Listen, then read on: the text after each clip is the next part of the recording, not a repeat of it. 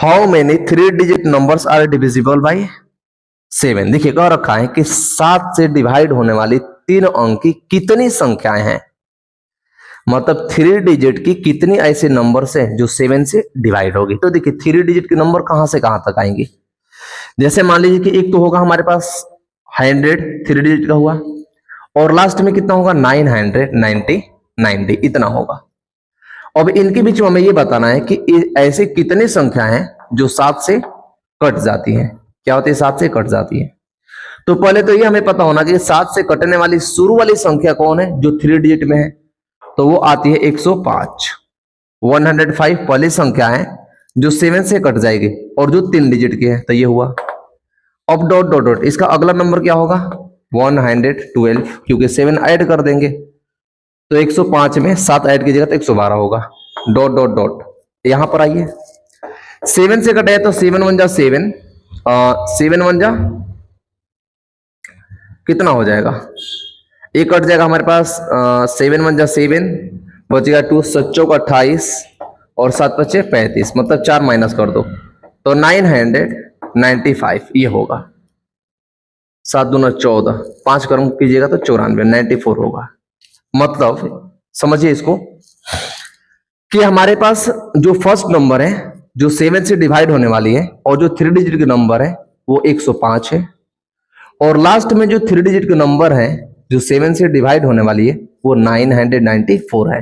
देख लीजिए 7 1 जा 7, 7 4 जा 28 और 7 2 जा 14 हो जाएगा। हमें बताना है कि कितने नंबर ऑफ टर्म है, मतलब n की वैल्यू हमें निकालनी है। तो यहां से a देखिए, a क्या है आपके पास, a है हमारे पास 105। कॉमन डिफरेंस क्या है, डिफरेंस का मतलब इनका अंतर क्या है, कॉमन डिफरेंस 7 का है, तो कॉमन डिफरेंस 7 आएगा। हमें n नहीं पता, an भी हमें पता है कितना 994 994। तो हम क्या करेंगे nth टर्म का फॉर्मूला लगाएंगे। तो an टर्म का फॉर्मूला क्या होता है कि a प्लस का n-1 और मल्टीप्लाई में d होता है। an की वैल्यू क्या है 994 बराबर a कितना है 105 प्लस का n-1 और कॉमन डिफरेंस 7, प्लस में इधर आकर माइनस होगा तो 994 माइनस 105 बराबर में n-1 और मल्टीप्लाई में 7।